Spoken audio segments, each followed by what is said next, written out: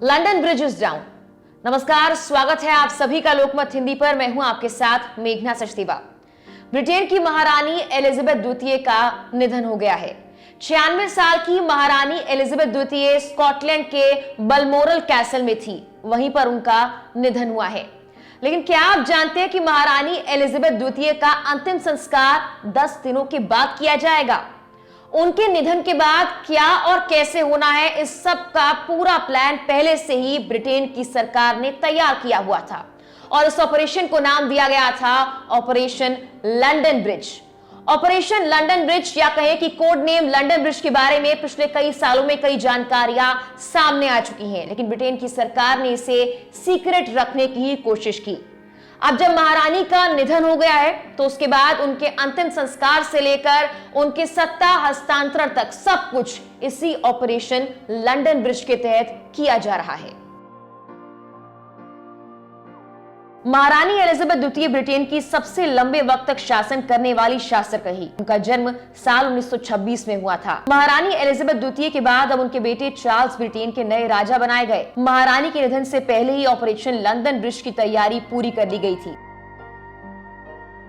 इस ऑपरेशन के तहत जब महारानी एलिजाबेथ द्वितीय नहीं रही तो लंदन ब्रिज इज डाउन कहा गया। मीडिया रिपोर्ट्स की माने तो नियम के तहत महारानी के निधन के बाद प्रधानमंत्री लिज ट्रस को एक फोन कॉल के जरिए जानकारी दी जाएगी। एक सरकारी अधिकारी उन्हें कोड के जरिए हालात की जानकारी देगा। यह अधिकारी उन्हें कहेगा लंदन ब्रिज इज डाउन,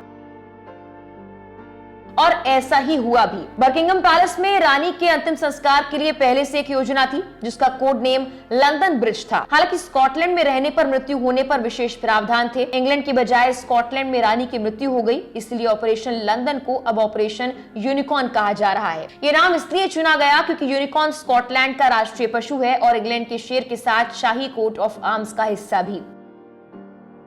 महारानी की मृत्यु के बाद के दिन को डी-डे के रूप में संदर्भित किया जाएगा, जबकि उसके अगले दिन D2 और D3 के नाम से इन दिनों को संदर्भित किया जाएगा। मीडिया रिपोर्ट्स में ऐसा कहा गया है। गुरुवार की देर रात पैलेस ने महारानी की मृत्यु की घोषणा की। बीबीसी के प्रस्तुतकर्ता प्रोटोकॉल के हिस्से के रूप में काली पोशाक, काले सूट और संबंधों में बदल गए। बीबीसी ने राष्ट्रगान गॉड सेव द क्वीन बजाया और बकिंघम पैलेस के झंडे को आधा उतार दिया गया। ऑपरेशन यूनिकॉर्न के अनुसार महारानी एलिजाबेथ द्वितीय के शव को उनकी मृत्यु के पहले सप्ताह के अंदर स्कॉटलैंड से लंदन के बकिंघम पैलेस लाया जाएगा। समाचार एजेंसियों की माने तो रानी के शरीर को थोड़े वक्त के लिए आराम करने के लिए स्कॉटलैंड की राजधानी एडिनबर्ग में उनके आवास बलमोरल से होलीरूड हाउस ले जाया जाएगा। इसके बाद शव को एक जुलूस में रॉयल माइल, केंद्रीय एवेन्यू, सेंट जॉयल्स कैथेड्रल में स्वागत सेवा के लिए ले जाया जाएगा। इसके बाद महारानी एलिजाबेथ द्वितीय के पार्थिव शरीर को एडिनबर्ग के वेवरली स्टेशन से शाही ट्रेन में लंदन ले जाया जाएगा। नवनियुक्त प्रधानमंत्री